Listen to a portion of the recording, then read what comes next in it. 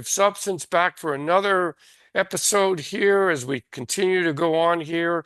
Another special guest, David Garland, composer, writer. He's also radio host for a number of years and doing all types of great music. David, I want to thank you for doing this. Thank you for inviting me, Dennis. I'm glad to be here. Great. So, talk a little bit about yourself. Did you grow up in the New York area here, or did you? No, I grew up in Massachusetts, in Lexington, Massachusetts. Where Famous the place, shot right? heard around the world was Right. fired Yep. back in the 1700s. And I enjoyed living in that what was then a kind of quiet suburb of Boston. It's since become more populated, but now I'm back after being in the city for about 40 years. Wow. I'm back in that kind of rural environment here in the Hudson Valley. Very glad to be here. So when did you start playing? What was your first instrument that you began playing? Well, my very first instrument was trombone. Mm. Because when I was in grade school, probably pretty early in grade school, they had an assembly. I remember, Oh yeah. school assemblies. I suppose they still have them. They brought us all down to the assembly and had instruments demonstrated, Really? inviting us to consider what instrument we might want to play Yeah. ourselves. And I thought that was great. And I saw someone play the saxophone and I saw all the keys. It looked terribly complicated. And someone else played the trombone. And I thought, oh, that looks easy. There's just the slide, Yeah. nothing to it. So that's the instrument I chose to play, only to find out that, everything that was that you had to do or that you could do with the keys of the saxophone, you had to do with your mouth and your Yeah. umbric on the trombone. That's a Um, difficult instrument. I spoke to Peter Zumo, who's like yeah, a master at it. yeah, And that's not easy. That is, you got to have a lot of breath and yeah. that's It's a you. real challenge. And that was, back in, I don't know what, 1966 or 65 or 64, something like that. I'm trying to guess. Um, And trombone was like the least cool instrument. The music I was hearing on the radio had nothing to do with the trombone. Yeah. Uh, Hmm. and I became increasingly interested in what I was hearing on the radio. So my interest in the trombone waned a little bit, but my brother was starting to play a drum set. And so Oh. when he wasn't playing it, I'd sneak onto it. And so drums became my second instrument. And playing drums um, was something I did in bands in junior high and high school. I played drums when I was a kid also, 13, 14. The Buddy Yeah. Rich book. I even took I didn't lessons. I That was didn't have any scary. book. I didn't have any Ah, lesson. I they just didn't help much though, but it was pretty tough to learn those rudiments, especially a well, kid. I didn't. I loved playing the drums because I loved playing music. Hmm. But I pretty soon I started. I really wanted to make the music, not just to play the drums with the music. Hmm. I wanted to understand what made music so beautiful and exciting to me. Hmm. So I started playing guitar, and then I started playing piano. And although I kept drums up for a few years and even played drums in bands in New York for a little while, I was really more into what really, the harmony and the melody and what made music music. That's what really got me going. So did you come into New York, the heart of like when everything was really happening with, progressive music, with post-punk, with Philip Well, Glass and all those people? um, yeah, It's it was exciting. pre-punk, I guess. It was 1977 that I Okay. got to the city. Punk was just barely beginning, and I was very interested in the experimental music scene. You mentioned Philip Glass. I wanted to hear firsthand what he was doing, and I was very into experimental jazz at that point.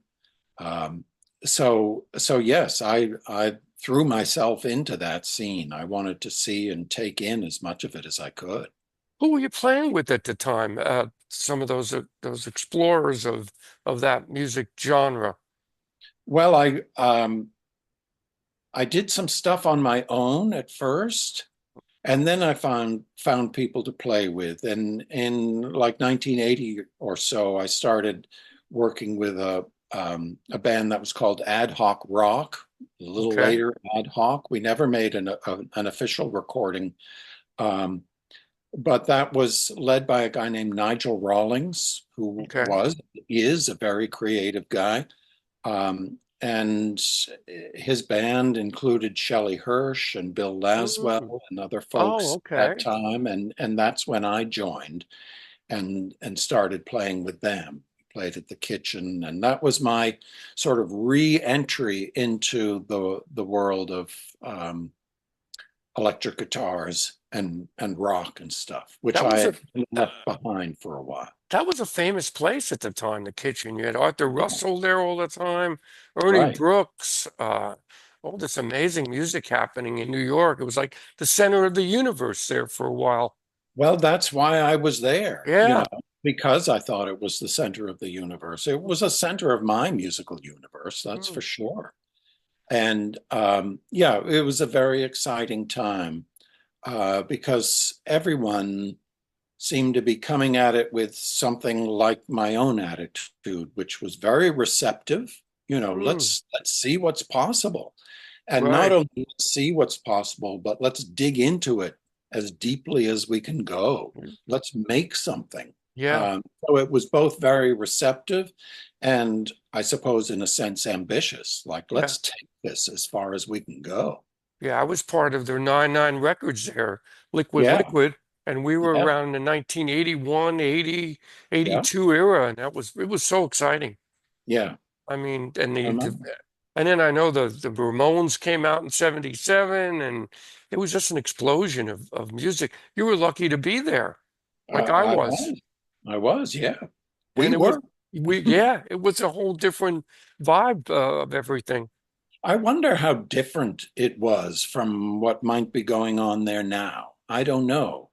It's Um, there was, I think, it was maybe the first time that some stuff was coming together in the way it came together.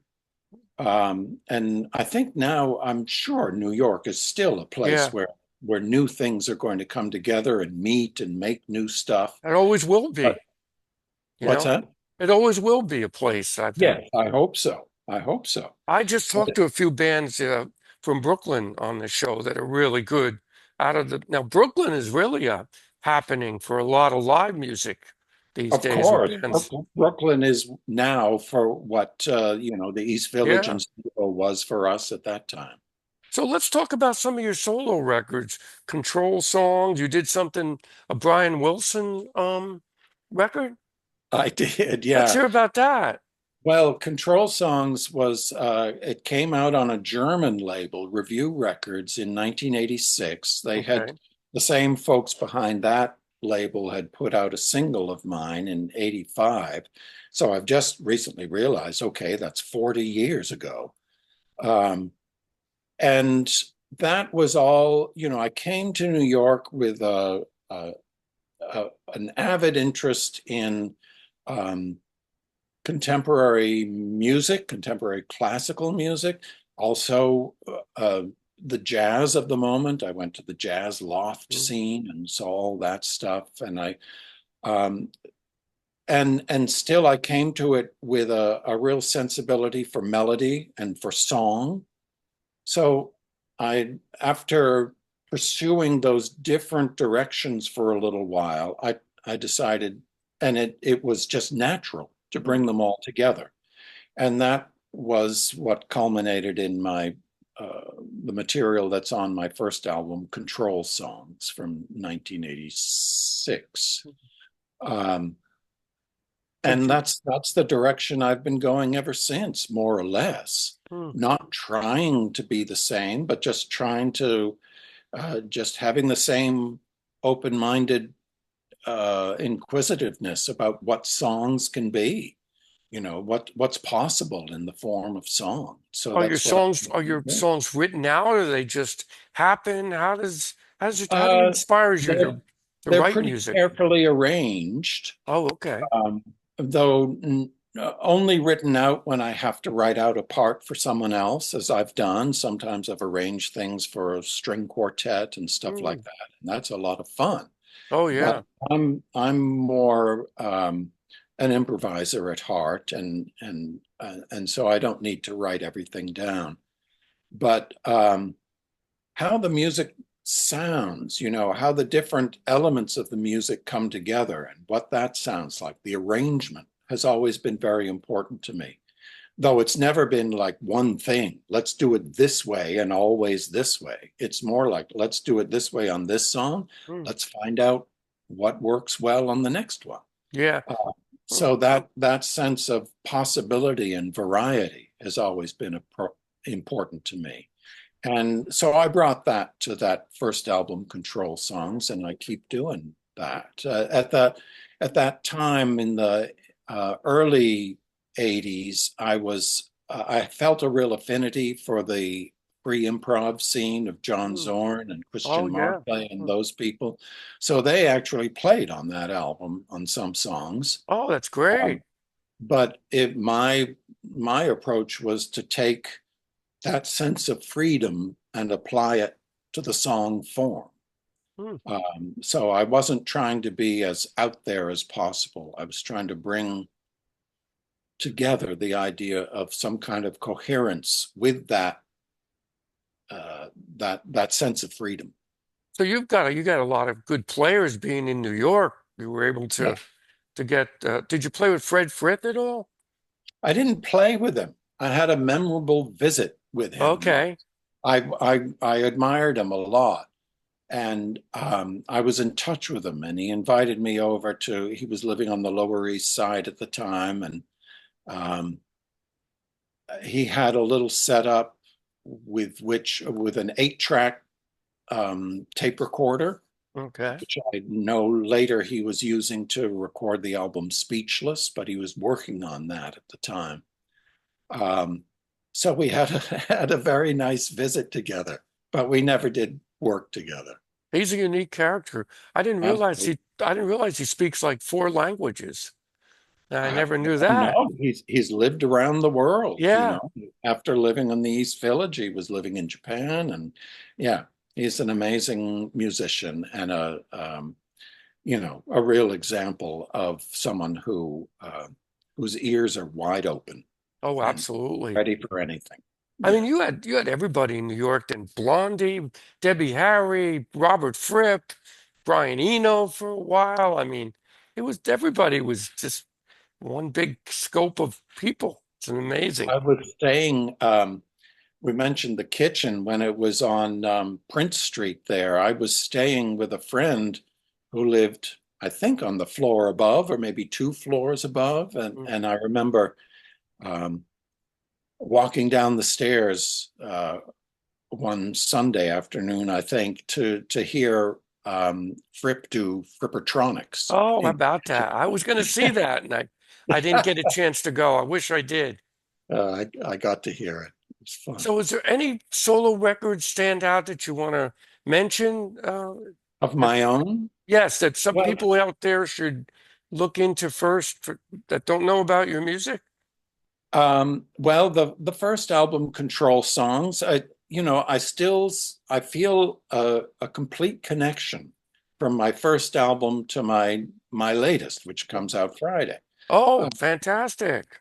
I don't feel like, well, I did this back then, and then I did this other thing, and now I'm doing something else. No, it all comes together. It's all part of my work. It's like a Uh, legacy of music, right? A Well, whole, I don't know if it well, it could can be be. seen as a legacy, but it is my legacy. Yeah, your legacy. That's what I mean. It's great. Um, so yeah, the one thing I've always wanted for myself, and if anyone else is interested in this kind of thing, then they might like to check out my work, what I've wanted is again this kind of sense of receptivity. Let's see what's possible. Mm, Let's not um, other people before us have like taken all of the musical rules and just tossed them out. right, That's already been done. So now what do we have if we say all rules can be discarded, but we're going to take this one and this one and this one and see what we might do with them. right, We're not obligated to use them. It's all a matter of choice and option. But so we take melody, we take rhythm, we take harmony, we take abstraction, we take destruction, yes. and what happens if we see how those can fit together um, in various ways.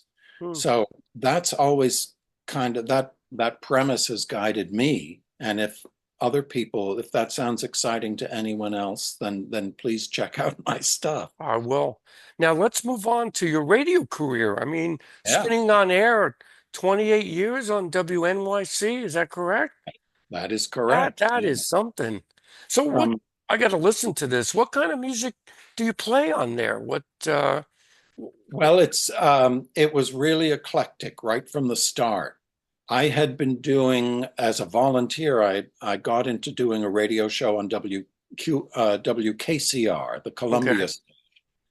um, and I was able to do pretty much anything I wanted there, and I got to really love that.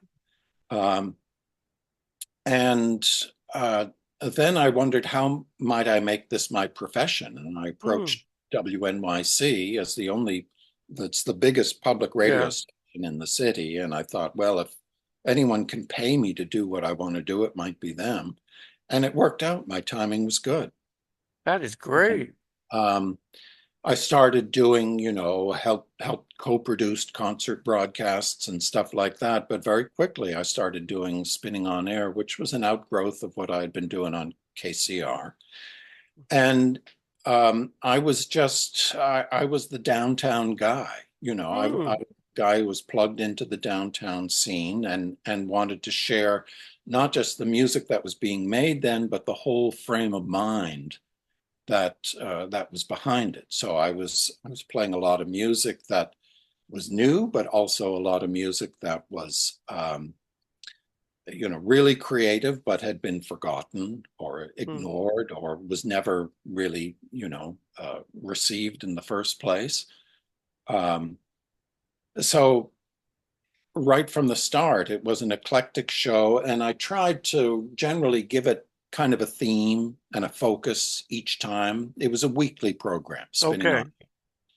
And then I started doing other work for WNYC, hosting classical music shows Mm, and with concert broadcasts. So it turned into a full-time job pretty quickly. Um, but for me, on a personal level, spinning on air was always the important element because that's when I got to investigate whatever I was interested in that I also hoped would be of interest to the listeners too. I'm surprised I didn't find you because I used to listen to New Sounds with John Uh-huh. Schaefer a lot. Well, spinning on air was at different places on the schedule Okay. over its 28 years. It started as a weekend show and then was a later night show. So anyway, it was always there somewhere. Mm. Now it's archived on WNYC. No, unfortunately That's too not. bad. Some years ago, they had some question about what music they could put online, because of rights issues. So, although there was at that point a large archive of spinning on air, it's not there now. I Oh, hope they'll that's too bad. reinstate it at some point. Of course, when I began in the 80s, there was no internet. And Right, so exactly. it was this ephemeral form of Right, exactly. Up in the went air out on somewhere. the air, and that was the end of it, except for whatever influence it might have. Hmm. Um, but the sound was gone. So Ah, part of me kind of likes that idea that it was there and it's not there anymore. But I would well, like as you spoke of a legacy, I'd like the radio legacy to be available. Okay. That's good to know. Are you still doing it at home now on No, podcast? Okay.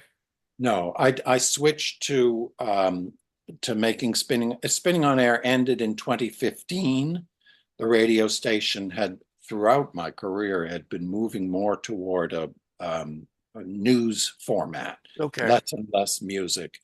And although spinning on air survived that for a long time, it finally had to succumb, I guess, to their change toward news and talk. Um, and then I did do it for a while as a podcast Okay. because I felt I had a lot of material still to share and that I had shared that I wanted to share again through the podcast. Um, but then we learned that my wife Anne was terminally ill with Oh, cancer, sorry and to that hear just that. put an end to Oh, the podcast efforts, and I had to give all my attention to her. yeah. Hmm. Um, and I found that since I now am able to be the sort of full-time musician and visual artist that I always hoped to be, and that the radio work was meant to support. So um, I don't feel I feel like I did a lot with the radio, and Hmm. I don't need to do that now. What I need to do now is make my own statements. So talk about your music now. What kind of music are you doing? We'd love to hear it. What? It's still, a lot of what I'm doing. Well, the new album, The Spark, is song based. It's all songs. For the previous couple of years, I've been doing a lot of instrumental music. Okay. In fact, a musical project grew out of the period when we were caring for my wife during her illness, we being me and my son, Okay. Kenji. And we started playing music together in a way that's very sort of like his instrument is very tied to mine. He's playing synthesizers, and I'm playing a 12-string guitar that he modified. And they're Oh, actually okay. sort of speaking to one another in a Ah, very that's interesting neat. way. Hmm. And then we're influencing that with our performance as well. But anyway, as the duo Garlands, we released 8 albums Oh, now wow. in just the last few years of instrumental music that initially was very much inspired by the goal of trying to help Anne be more comfortable, and my Hmm. wife. Right. Um, so it's our take on the concept of healing music. Hmm. It's not about um, it's not the same as some of what that is. It's not Tibetan bowls and Hmm. and stuff, but it's music made both to kind of heal us, the performers, and with the Hmm. intent of healing my wife, because we used to perform here in the living room Hmm. while she was resting from her treatments upstairs, Oh, and so she could hear it, and we could hear it, and it was trying to make something positive out of a very yeah. difficult situation. So we did that. And even before Anne was ill, I made an album called Verdancy, which came Okay. about after I moved upstate, and that's like more than 4 hours of music. Hmm. Uh, some of them are songs, some of it's instrumental. It's a very, it's sort of my big statement. Like, Got it. someone tries to write their big novel. Well, that's Right, my. right. 4 hours. That's something. I'm impressed. Yeah, Wow. and it's not just thumb twiddling. It's No, four I bet hours you're not. And where can we find this? Is it on just the internet or you release it on well, uh, vinyl or CD? it's not on vinyl. I'd love to see a vinyl version. Yeah. See, but no, I released it on Bandcamp, and it's on all the streaming services stuff. Okay. So you on Bandcamp you can find pretty much everything I've ever put out. Okay. But on the streaming services, you get only some of that. Okay. I've been trying to do with this series. I'm just on YouTube now, but Yeah. when I finish up, I'm going to take a little break in a little bit. I'm probably going to try to put it on other streaming services, because there's been some really good interviews here with everybody that just doesn't Yeah. get enough voice out there. Well, there are, I mean, you may know there are distribution platforms for pod. Right. So That's it's what I'm going to look at next yeah. for this. So that's what's happening. And you play live on weekends or weekday? When do I you? well, I enjoy just jamming with people. I don't like have my group that performs my songs these days. Right. Oh, I may do that. Um, but what I do every Monday morning is improvise with four other friends, one of whom is my son. Oh, okay. And we play at a cafe in the town of Catskill. We start at 8:30 on a Monday morning, which Hmm. kind of delights me because I think, after living in New York for Yeah, years, I think, okay, this gig could never happen in the city. But so it's a that's very nice. healthy thing. We just start playing at 8:30 and we finish at 10. Hmm. And the goal is to kind of cohere, to make something together. So Hmm. it's not one of these improv situations where everyone's trying to solo at once. We try to build something spontaneously as an ensemble. And we've been doing it now for, I don't know, 7 or 8 years. Hmm. Amazing. And And it's we keep something it to up. look forward to, right? Plus, not Absolutely. only that, It's a you great look way to forward to start that the week. day to Yeah. do it. So Yeah. that makes it special. Very. So Yeah. you don't record any of this, right? It's just Oh, well, actually, the, some of the other guys recorded every single week. oh Uh, wow. so it's all hours and hours of this stuff is documented. And I guess some of it's been released. For me, the important thing is the moment that we're doing it. Right. It would be nice to document it in some way that other people can enjoy. Yeah, But it's all we have anyway is the moment. I yeah, mean, that's it. When this interview's done, it's history. We're past the moment, right? yeah, It's all we have. But well, David, this has been great. Thank you for doing this. thanks, Another one Dan. of the special guests that come on and make this show relevant for people out there that don't know your music, that they'll say, "Well, let me go check about this Well, I and think I this." will. And I hope once it gets on the web, people find things. It's amazing. Yeah, there's stuff out there. There is. So anyway, good luck. Stay healthy. Keep the music going, and All right. have a You great day too. up there in the Catskills. Okay. Thanks Thanks. again.